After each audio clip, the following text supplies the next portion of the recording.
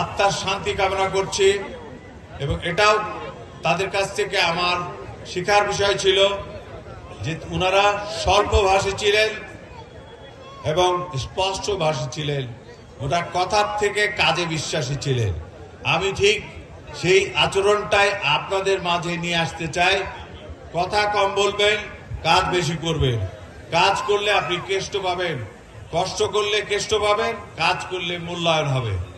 আপনাদের দেখেন, আমাদের এই তানোরেই কত ধরনের বিভাজন বিভক্তি কাজ করে কিংবা করেছে। গোদাগাড়ি তানোরের কথা বাদিয়ে দিলাম, খালি তানোরের কথাই বলতেছি। বাট একটা নিয়ম আছে, পদ্মা আমাদের বাড়ি থেকে শুরু হয়, মেঘনা, যমুনা সব নদীর উৎপত্তিস্থল বিভিন্ন জায়গায়, কিন্তু আলটিমেটলি এই পানিটা যায় কোথায়? বঙ্গোপসাগরে। আমাদের এখানে অনেকেই ধানের শীষের মনোনয়ন প্রত্যাশী ছিলেন, চাওয়াটাই স্বাভাবিক, এবং তারা কিন্তু আমার থেকে কোনো অংশে কম যোগ্যতা সম্পন্ন তা আমি বলবো না। কোন কোন ক্ষেত্রে আমার থেকে যোগ্যতা সম্পন্ন বেশি।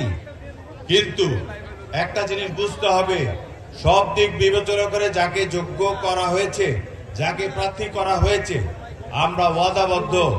আমরা সবাই ব্যারিস্টার আমিনুল হকের নীতি ফলো করি, আমরা শহীদ জিয়ার নীতি ফলো করি, আমরা বেগম খালেদা জিয়ার নীতি ফলো করি। অতএব সবাইকে ধানের শীষের পক্ষে কাজ করে আমাকে এই এলাকায় জয়যুক্ত করে ধানের শীষের উন্নয়নের কথা বলার জন্য আপনাদের সুযোগ দিতে হবে। সংসদে যাতে আপনাদের কথা বলতে পারে, আপনাদের উন্নয়নের কথা বলতে পারে, আপনাদের সমস্যার কথা বলতে পারি। ছোট্ট দুইটা উপদেশ দেব।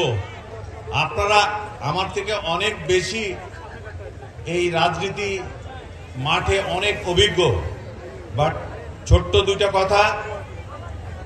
প্রথম কথা হলো যে সকাল সকাল ভোট দিতে যাবেন। কেন যাবেন সকাল সকাল? আপনার তো 7:30 থেকে 4:30 সময় আছে। সকাল সকাল যাবেন এই কারণে যে বিভিন্ন কুমতলব ষড়যন্ত্রী আছে যারা 500 লোককে দাঁড় করা দিবে, এবং এবারের ভোটটা তো একটু ভিন্নতর, অর্থাৎ ভোটও হবে ওই সিল দিয়ে, আপনার প্রতীকে সিল মারবেন। সেটা ধানের শীষ হোক, সেটা নৌকা হোক, সেটা লাঙ্গল হোক, সেটা দাঁড়িপাল্লা হোক, এটা তো